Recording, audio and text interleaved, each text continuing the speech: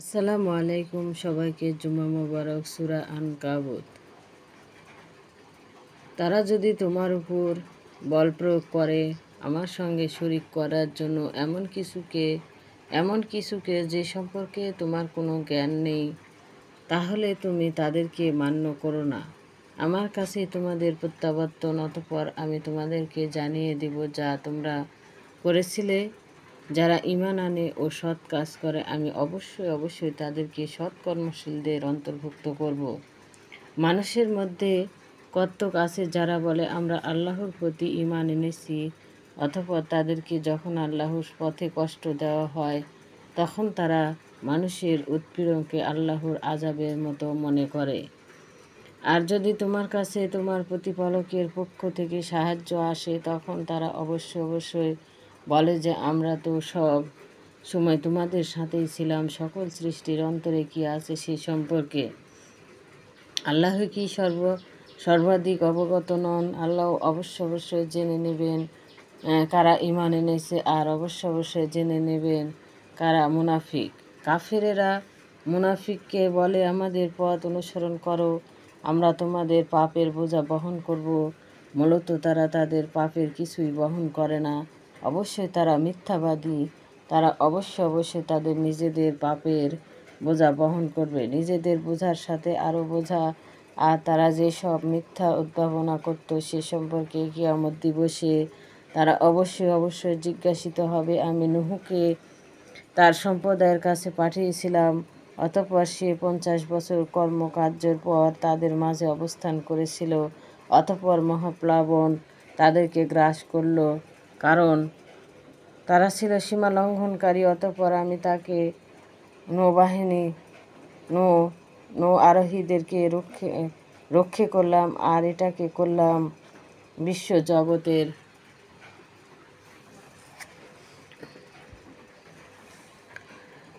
বিশ্বজগতের জন্য নিদর্শন। স্মরণ করো যখন ইব্রাহিম তার সম্প্রদায় বলেছিলেন তোমরা আল্লাহর ইবাদত করো আর তাকে ভয় করো, এটাই তোমাদের জন্য কল্যাণকর। তোমরা যদি জানতে তোমরা আল্লাহকে বাদ দিয়ে প্রতিমার পূজা করছো আর তোমরা মিথ্যা উদ্ভাবন করছো। আল্লাহকে বাদ দিয়ে তোমরা যে সবগুলোর পূজা করছো তারা তোমাদেরকে রিজিক দানের কোনো ক্ষমতা রাখে না।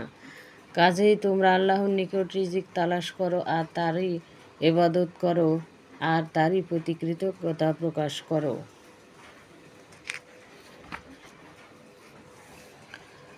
সূরা আজ-জুমার।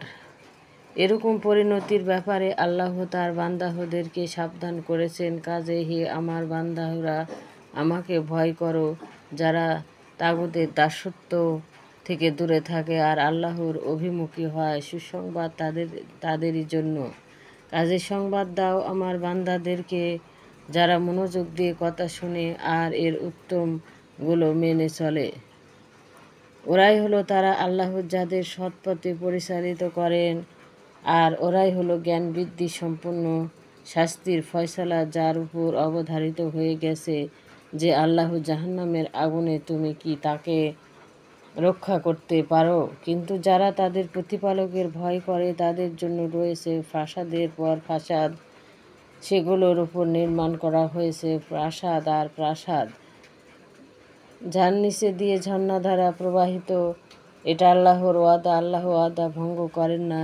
তুমি কি দেখো না আল্লাহর আকাশ হতে বৃষ্টি বর্ষণ করে আর তা ঝর্ণাধারায় জমিনে প্রবাহিত করেন, অতঃপর তা দিয়ে বিচিত্র রঙের ফসল উৎপন্ন করেন, অতঃপর তা শুকিয়ে যায়, তখন তোমরা তা হলুদ বর্ণ দেখো। শেষ পর্যন্ত তিনি এগুলোকে খড়ভসিতে পরিণত করে। এতে জ্ঞান বৃদ্ধি সম্পন্ন লোকদের জন্য অবশ্যই নসিহত আছে। ইসলামের জন্য আল্লাহ যার বক্ষ উন্মোচিত করে দিয়েছেন, যার ফলে সে তার প্রতিপালকের দেয়া আলোর উপর রয়েছে, সে কি তার সমান যে কঠোর হৃদয়ে ধ্বংস তাদের জন্য যাদের অন্তর আল্লাহর স্মরণের ব্যাপারে আরও শক্ত হয়ে গেছে।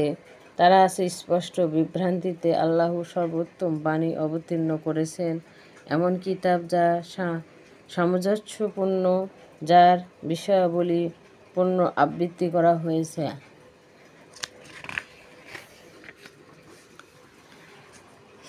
যারা তাদের প্রতিপালককে ভয় করে তাদের গা এতে শিউরে ওঠে, তখন তাদের দেহ মন আল্লাহর স্মরণের প্রতি বিনগ্ন হয়ে যায়। এ হলো আল্লাহর হেদায়েত, যাকে ইচ্ছে তা দ্বারা হেদায়েত করেন, আর আল্লাহ যাকে পথহারা করেন তার কোনো পথ প্রদর্শন নেই। কিয়ামতের দিন যে ব্যক্তি তার হাত পা বাঁধা থাকার কারণে মুখমণ্ডল সাহায্যে ভয়ানক আযাবের আঘাত ঠেকাতে চাইবে, সে কি তার মতো যে এসব থেকে নিরাপদ? জালিমদের বলা হবে, তোমরা যা অর্জন করেছ তার স্বাদ গ্রহণ করো। তাদের পূর্ববর্তীরাও নবুওয়াতকে অস্বীকার করেছিল, অতঃপর তাদের কাছে এমন দিক থেকে আযাব এসেছিল যা তারা একটু টেরও পায়নি। কাজেই আল্লাহ তাদেরকে দুনিয়ার জিন্দেগি লাঞ্ছনার স্বাদ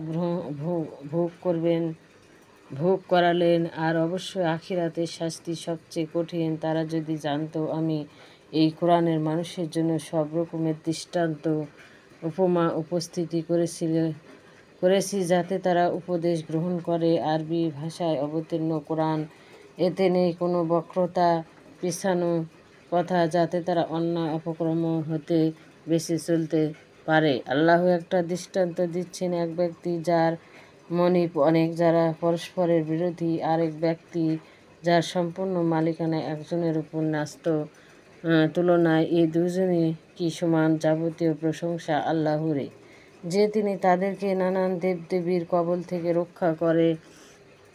একমাত্র তারই সঙ্গে সরাসরি যোগাযোগ স্থাপন করার জন্য আমাদের নির্দেশ দিয়েছেন।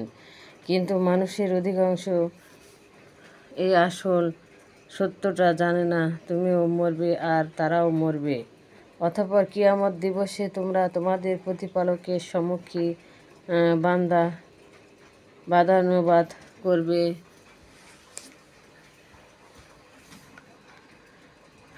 যে ব্যক্তি আল্লাহর প্রতি মিথ্যারোপ করে আর সত্য সমাগত হওয়ার পর তা অস্বীকার করে, তার চেয়ে বড় জালিম আর কে আছে? এমন কাফেরদের আবাসস্থল কি জাহান্নামে নয়? যারা সত্য নিয়ে আগমন করেছে এবং সত্যকে সত্য হিসেবে মেনে নিয়েছে, তারাই তো মুত্তাকি। তাদের জন্য তাদের প্রতিপালকের নিকট আছে যা তারা ইচ্ছে করবে, তাই হলো সৎ কর্মশীলদের প্রতিদান, যাতে তারা যে সব মন্দ কাজ করেছে আল্লাহ তা মুছে দিতে পারেন, আর তারা যেসব সৎ কাজ করেছে তার জন্য তাদেরকে পুরস্কৃত করেন। আল্লাহ কি তার বান্দাহর জন্য যথেষ্ট নন? অথচ তোমাকে তারা আল্লাহর পরিবর্তে অন্যদের ভয় দেখায়। আল্লাহ যাকে পথহারা করেন তার জন্য কেউ পথ দেখাবার নেই, আর আল্লাহ যাকে পথ দেখান তাকে পথভ্রষ্ট করার কেউ নেই। আল্লাহ কি মহা শক্তিধর, প্রতিশোধ গ্রহণকারী নন? তুমি যদি তাদেরকে জিজ্ঞেস করো আকাশ ও পৃথিবী সৃষ্টি করেছে কে, তারা অবশ্যই বলবে আল্লাহ। তোমরা কি চিন্তা করে দেখছো যে আল্লাহ আমার ক্ষতি করতে চাইলে আল্লাহর পরিবর্তে তোমরা যাদেরকে ডাকো তারা কি সে ক্ষতি দূর করতে পারবে? অথবা তিনি আমার প্রতি অনুগ্রহ করতে চাইলে তারা কি তার অনুগ্রহ ঠেকাতে পারবে? বলো, আমার জন্য আল্লাহই যথেষ্ট। নির্ভরকারীরা তার উপর নির্ভর করে। বলো, হে আমার সম্প্রদায়, তোমরা আমাদের পথ ও মত অনুযায়ী কাজ করে যাও, আমিও কাজ করে যাচ্ছি। অচিরেই তোমরা জানতে পারবে কার উপর আসে অপমানজনক শাস্তি। ভিডিওটি ভালো লাগলে অবশ্যই লাইক এবং সাবস্ক্রাইব করবেন। শুভ সকাল সবাইকে জুম্মা মুবারক। আসসালামু আলাইকুম। যে যেখান থেকে দেখছেন অবশ্যই পরিবার নিয়ে ভালো থাকেন, সুস্থ থাকেন, সবাই জুম্মার দিনে ভালো থাকেন। আসসালামু আলাইকুম।